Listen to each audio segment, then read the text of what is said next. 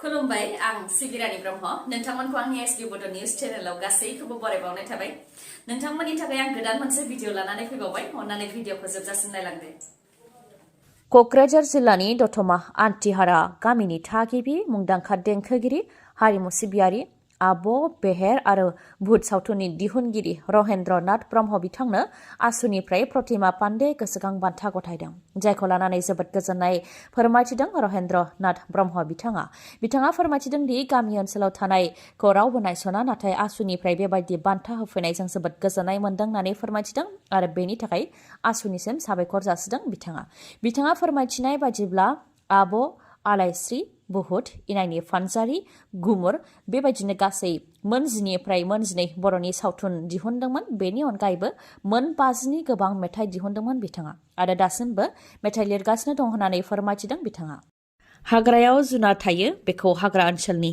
खाथि खाला संसार जानाय बर' रायजो राजाफ्रा मिथिनानै लानाया गाहामसै गरिब दुखुथिया होननानै बोथिसे ओंखाम संनानै जानो होननानै हाग्रा ओनसोलाव बन खननानै लायनो दाथांसै बर' आइ आफाफोरा मानोना हाग्रायाव जुनार थायो बेखौ मिथिनानै लानाया गाहामसै माखासे समनिफ्रायनो सरासनस्रा बर' सुबुंफोरखौ हाग्रायाव दंफां खावनाय बायदि बायदि अजद होनानै बुथारबोनाया थाद'नायनि मुं लायाखै बिटिआर ओनसोलाव फिन आरोबाव बर'नि सायाव इनाय बन खननानै लायनो थाखाय रायमना माहारियारि हाग्रामायाव थांनाय सरासनस्रा सुबुंखौ आथिं थोंसे बुफायनानै दानफायनानै होनाय जाथाय जादों नाथाय मोनसे सोंथि बेरखांदों जों बयनिबो गोसोआव हाग्रा रैखाथि होनायनि मुङाव साबैसे बर' सुबुंखौ बुथारबावगोन आरो हाग्रा रैखाथि होनायनि मुङाव सासे सरासनस्रा दुखुथिया सुबुंनि रोदा जजासे आथिं दानफायनाया बेसेबां ओंथि गोनां थारैनो बेफोरबायदि इनाय खास्रि बेस्रि खामानिखौ सोर मावनो हायो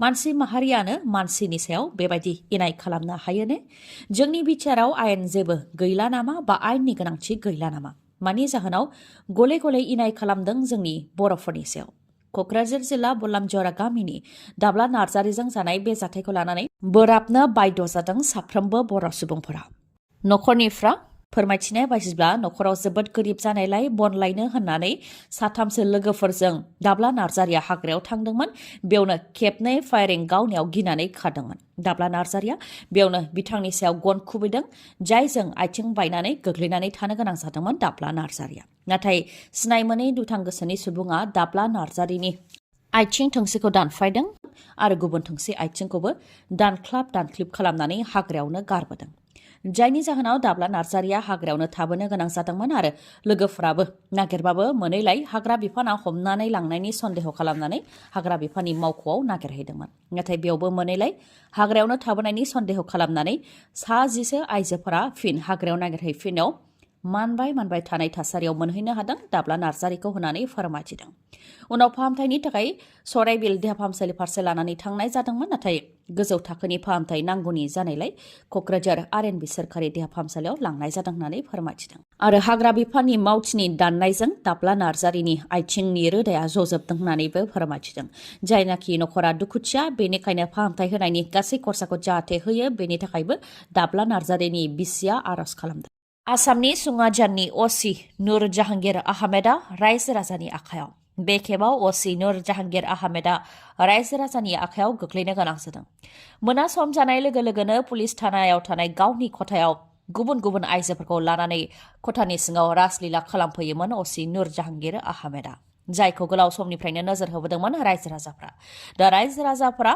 माखासे दोलो आफादफोरखौ लोगोआव लाफानानै आइजोजों लोगोसे असि नुर जाहांगीर आहमेदखौ खथानि सिङावनो फांथेनानै साजों थाला बन्द खालामनानै दोनदों बेनि उनाव गोजौ थाखोनि पुलिस बिबानगिरिनो खौरां हरनानै पुलिस बिबानगिरिनिफ्राय सौफैनायनि उनावसो खथा सिंनिफ्राय आइजोजों लोगोसे असि नुर जाहांगीर आहमेदखौ दिहुनदों जाथायनि सायाव एफआइआरबो होनाय जाबाय फोरमायथिनाय बायदिब्ला नुर जाहांगीर आहमेदा सिगांबो सरपटारनिफ्रायबो बेबायदि खामानि मावनायनि थाखायनो सासपेन्ड खालामजानो गोनां जादोंमोन खाफालाव जि दं बेयो जाखागोन होननानै जों गावखौ हगारसारनो हाया जों जेब्लाबो गावखौ सामलायनो रोंनो नांगोन दा समा लावखार ओंखाम जानायनि सम गोजाम बोसोरखौ बिदाय होनानै गोदान बोसोरखौ बरायनायनि सम नाथाय बेनि रंजानायाव जों गावखौ हगारसारनो हाया मानोना लावखार ओंखाम जानाय सम फैनाय लोगो लोगोनो जाब्रबथाय जानायनि अनजिमाया रायजोआव बांबाय बेबायदिनो मोनसे दुखुनांथाव जाथाय थांनाय 5 दान सिगांसो जुलिनि मण्डपाव जिरायनाय चन्दन कलिताया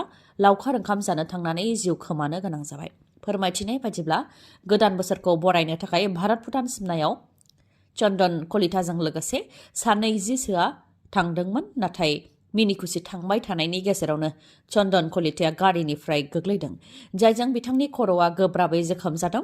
जाथाय जानायनि उनाव बिथांखौ फाहामथायनि थाखाय GMCH देहा फाहामसालि फारसे लानानै फैनाय जादोंमोन, नाथाय लामा ससेयावनो जोबथा हां लादों चन्दन कलिता बिथाङा। मख'नो गोनांदि चन्दन कलिता बिथाङा नलबारिनि दन्तलानि थागिबिमोन आरो थांनाय 5 दान सिगांसो जुलि जादोंमोन।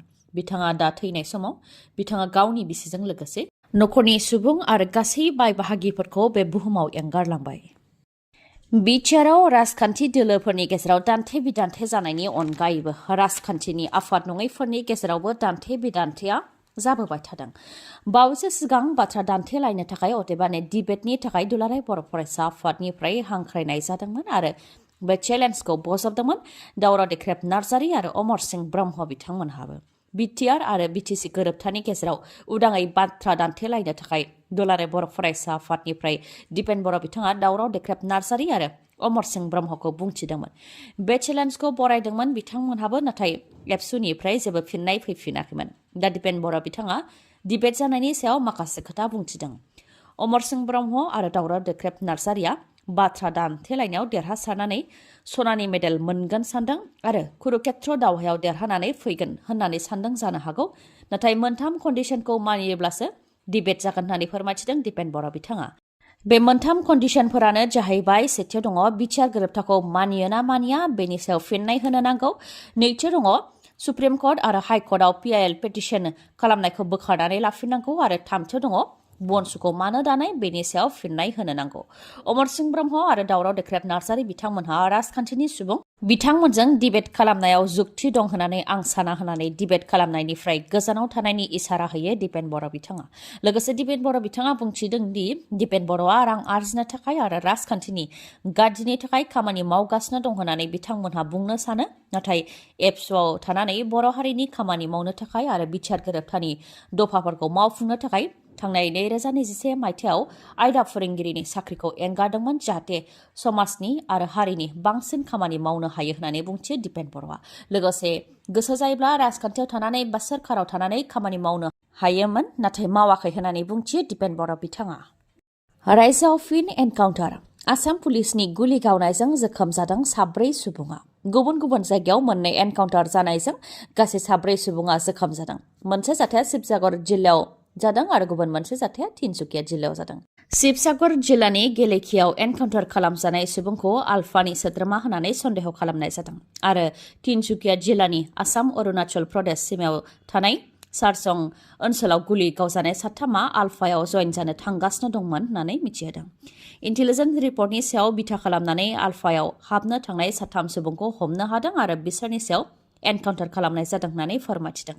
3 सुबुंफोरा म्यानमाराव थानाय आलफानि केम्प फारसे थांगासिनो दंमोन। बेयावनो पुलिसफोरा हमहैनायाव पुलिसनि हाथियारखौ सेनानै खारनो नाजादोंमोन। बेयावनो 3नि सायाव गुलि गावनो गोनां जादों होननानै फोरमायथिदों। उनाव जोखोम जानाय गासै 4खौबो आसाम मेडिकेल कलेज एन्ड हस्पिटालाव फाहामथायनि थाखाय लाबोनाय जादों।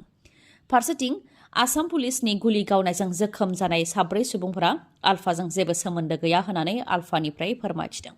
फोरमायथिनो गोनांदि शिबसागराव आलफानि सन्देहआव गुलि गावजानाय सुबुंनि मुङा पल्लव ज्योति गगৈ। पुलिसा फोरमायथिनाय बादिब्ला पल्लव ज्योति गगैनिफ्राय पिस्तल आरो AK-47नि गासै गड़ 21 गुलि मोननो हादों। ओजोंहाय पल्लव ज्योतिया दि आलफाजों सोमोन्दो दं बेखौ नेवसिदों बिथांनि बिमाया आरो फिसाज्लाया दिन हाजिरा मावनानै जाग्रा सुबुंसो, नाथाय रैखाथि हान्जानि केम्पआव बमा बेफ्रुहोनायाव आखाइ दं होननानै हमनानै लानानै थांदोंमोन आरो थांनाय समाव पुलिसजों गावथारजानो गिनानै जेरैबाबो रैखा खालामनो थाखाय आंगो बिमाखौ बुंथिलांदोंमोन होननानै फोरमायथिदों पल्लव ज्योतिनि बिमाया। जौ लोंनानै गारि सालायनायनिफ्राय नोंथाङा गोजानाव था, नङाबा नोंथांनि मुंजों लोगोसे नोंथांनि सावगारिया खौरां बिजोङाव फोसावजागोन। नंगौ, नोंथाङा थारखौनो खोनादों, मानोना बोसोर गोदाननि लावखार ओंखाम जानायनि सम फैनाय लोगो लोगोनो गारि जाब्रथाय जानाया बांबाय रायजोआव। बेनिखायनो जाब्रथाय जानायखौ जेरैखि जाया खम खालामनो थाखाय गुबुन गुबुन राहा लादों हान्थामेला बिफाना। दानिया जौ लोंनानै गारि सालायनायाव हमजायोब्ला 10,000 रां जुरिमाना होनांनायजों लोगोसे जेलनि साजाबो जानो हागौ आरो नोंथांनि लाइसेन्सआबो सासपेन्ड जानो हागौ।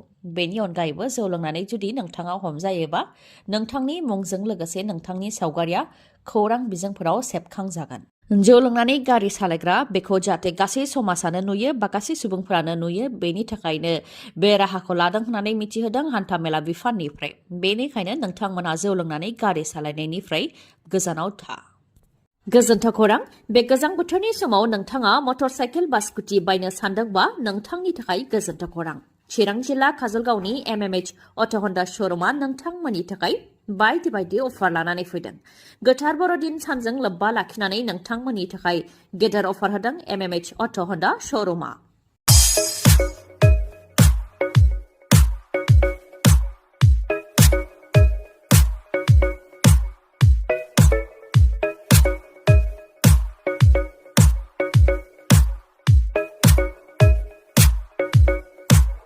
अफारफोरा जाहैबाय बेसेन नाङालासे गंनै हेलमेट मोननो हागोन आरो गांसे कम्बलबो मोननो हागोन। जायखिजाया मटर साइकेल बा स्कुटिखौ बायोबानो बे अफारखौ मोननो हागोन नोंथांमोनहा। मिथिहोबावनाय, नोंथाङा जुदि गोजाम मटर साइकेल बा स्कुटिखौ सोलायनानै गोदान मटर साइकेल बा स्कुटि बायनो सानदोंबा बेनिबो खाबु दं बे श'रुमाव। लोगोसे डाउन पेमेन्टआवनो मटर साइकेल बा स्कुटिखौ नोंथाङा मोननो हागोन। गोख्रैनो नोंथाङा बेफोर खाबुखौ लादो, नङाबा बेफोर खाबुआ बारा गोबाव समसिम थानाय नङा। 25 डिसेम्बरसिमल' थागोन बे खाबुआ। आबुङै मिथिबावनो थाखाय 9101037416 नङाबा 8720957824 बे नाम्बाराव कल हरनानै खौरां लाहरनो हागोन। गोजोन्थों। दिनैनि भिडिअ'आ एसेनोसै। गाबोन आरो गोदान भिडिअ'जों लोगो मोनफिनबावगोन। नोंथाङा दासिमबो आंनि चेनेलखौ साबस्क्राइब खालामाखैबा अन्नानै साबस्क्राइब खालामदो, लोगोसे लाइक, कमेन्ट आरो शेयार खालामनो दाबाव। गोजोन्थों।